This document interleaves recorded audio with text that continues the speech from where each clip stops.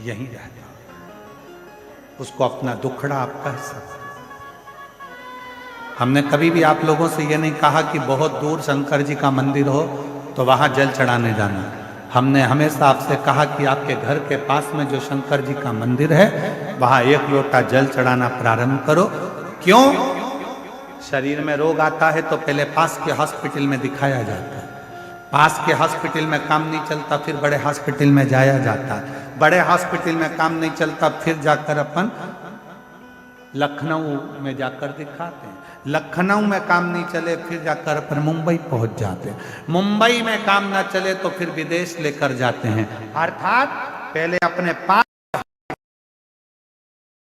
में इलाज करवाइए, दूर इलाज के लिए बाद में जाइए। पर दुनिया के लोग पहले दिन से विचार कर लेते हैं अब की बार मुझे केदारनाथ जाना है, अब की बार मुझे अमरनाथ जाना है, अब की बार मुझे कैलाश पर्वत का दर्शन करने परिक्रमा करने जाना है।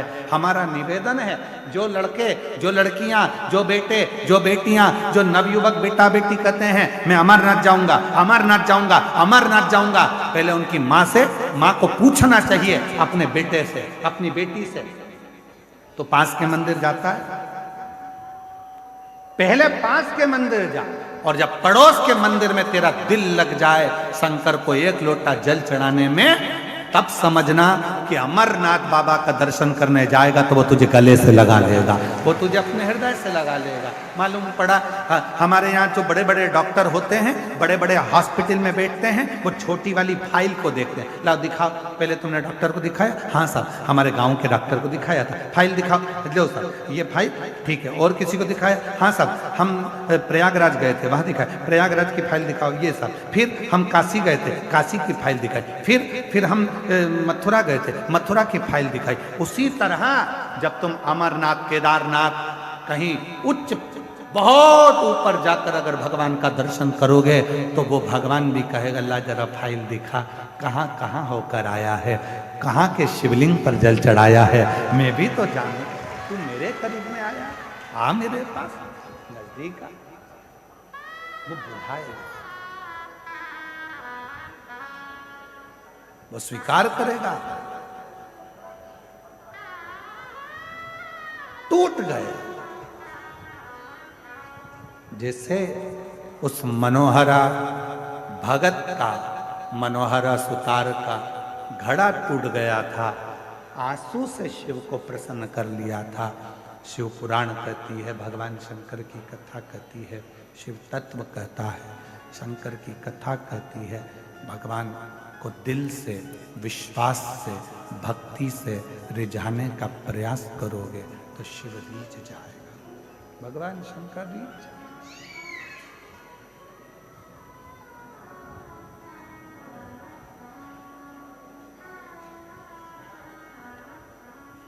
कुछ नहीं है हमारे पास। क्या है तुम्हारा? शरीर भी तो तुम्हारा खुद का नहीं है, माता पिता ने दिया। धन कहते हो तुम्हारा है तो वो भी तुम्हारा को किसी न किसी ने दिया है। कुछ भी तुम्हारा नहीं है, केवल एक ये आत्मा जो परमात्मा ने खुद ने दी है। इसलिए शिव जी कहते हैं कि मुझे ये वस्तुओं से रिझाने का प्रयास मत करना, मुझे अगर रिझाना तो तेरे मन से। जिस दिन तू मुझे अपने हृदय से एक लोटा जल चढ़ाएगा, दिल मुझ में लगा लेगा, समझ लेना उस दिन में तेरा हो गया और तू मेरा हो गया। जितने तेरे दुख हैं, जितनी तेरी तकलीफ है, जितने तेरे कष्ट हैं, जितनी तेरी बीमारी है, जितने तेरे तकलीफें हैं, वो सब मेरी होगी, तेरा कुछ भी नहीं। फिर किसी ने कहा पानी में इतना दम होता है कि एक लोटा जल, पानी में इतना दम होता है क्या कि जल चढ़ाया और जल चढ़ाते से ही शिव जी हमारे दुख काटना प्रारंभ कर देते हैं। पानी में कितना दम होता है।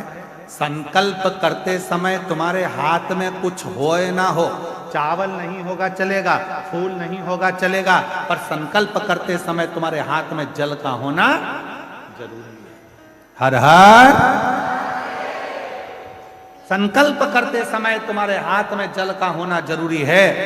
कन्या दान करते समय तुम्हारे हाथ में कुछ भी ना हो, सोने की रकम, चांदी की रकम कुछ भी ना हो चलेगा, पर तुम्हारे हाथ में जल का होना, जब वो जल डाला जाता है तब कन्यादान माना जाता है। जल का होना जरूरी है। उसी तरह जब पिंड किया जाता है, तर्पण किया जाता है, तिलांजलि दी जाती है, उसमें जल का होना जरूरी है। उसी तरह जैसे पितरों को रिझाने के लिए जल, प्रकृति को रिझाने के लिए जल, उसी तरह शिव महापुराण की कथा कहती है अपने दुख को मिटाने के लिए भी एक लोटा जल का होना बहुत जरूरी है। एक लोटे जल का होना बहुत जरूरी। वो जल हमारे जीवन का कल बदल देता है। कोई जल्दी बनता है, कोई लेट बनता है। शिव को जल चढ़ाने वाला एक दिन सेठ जरूर बनेगा। वो सेठ बना कर रखता है। बस वो तुम नियम से एक लोटा, एक पत्र है, अच्छा है, देखिए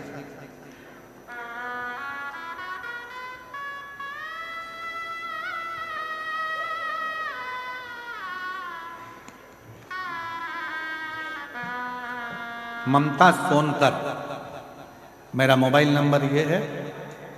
कहीं बैठी हो ममता सोनकर तो हाथ हिला सकती हैं। ममता सोनकर अगर कहीं बैठी हो तो हाथ हिला सकती हैं, और अगर बैठी हो तो वह आ सकती हैं एक बेलपत्र लेने के लिए। कहीं बैठी हो तो हाथ हिलाएं, और अगर आई हो तो एक बेलपत्र लेने के लिए आ सकती हैं। मेरा नाम ममता सोनकर है। मैं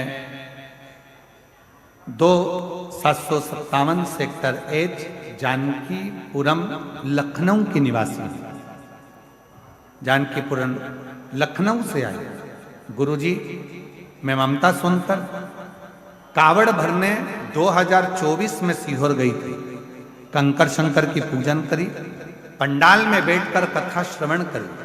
मैं बताना चाहूंगी गुरुदेव, मेरा पुत्र हर्षवर्धन जो नीट का एग्जाम कई सालों से दे रहा था, पर उसका नीट क्लियर नहीं हो रहा था। तब मैंने अपने बेटे से कहा कि तू एक बार शिव महापुराण की कथा पंडाल में बैठकर श्रवण कर, तू देख बाबा कैसे कृपा करता। और मेरा बेटा शिव महापुराण की कथा को यही प्रयागराज की धरा पर सुनने के लिए पूर्व में आया, और बाबा की ऐसी कृपा हो गई कि आज बाबा ने मेरे बेटे को नीट एग्जाम क्लियर करा दिया। वो MBBS की पढ़ाई कर रहा है, और आज मेरा बेटा डॉक्टर बनने जा रहा है। मैं बाबा को यहाँ प्रणाम करने के लिए, थोड़ा समय लग सकता लगेगा, पर वो फल जरूर देगा। तुमने जो एक लोटा जल समर्पित करा, तुमने जो एक लोटा जल चढ़ाया, तुमने जो एक लोटा जल समर्पित करा है, तुमने जो एक लोटा जल चढ़ाया है, उसका फल तुमको मिलेगा।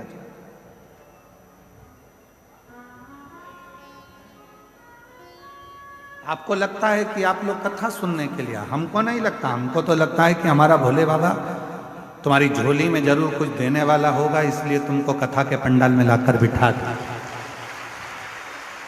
ही नहीं, बुलाता ही नहीं। जिसको नहीं बुलाना होता है मेरे भोले बाबा को, तो इस पुल से उस पुल, उस पुल से उस पुल, उस पुल से उस पुल घुमाता रहता है, और 4 बजे कथा पूरी हो जाती है, तब वो आकर बैठता। क्यों? कथा थी, हो गई, हो गई। महाराज जी, बाबा जी, आज कोई कह रहे थे, कोई पुलिस वाले भैया कहने लगे पूरा मेला विराम की ओर जा रहा है, पर प्रशासन को समझ में नहीं आ रहा है कि मेला वापस भरा कैसे गया, ये वापस कैसे भराने लगा।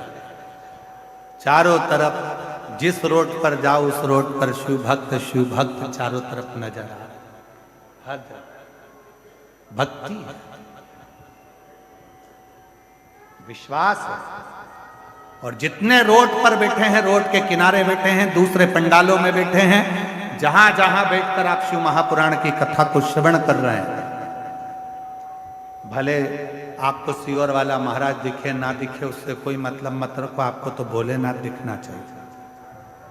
जहां बैठकर कथा सुन रहे हो, अगर दिल से कथा सुनने के बाद भूमि को नमन कर कर उसकी रज मस्तक चढ़ाकर हृदय से लगाकर जो प्रार्थना करोगे, मेरा शंकर भगवान आपकी झोली में देगा जरूर। आप उससे प्रार्थना। एक पत्र और आया है, देखिए।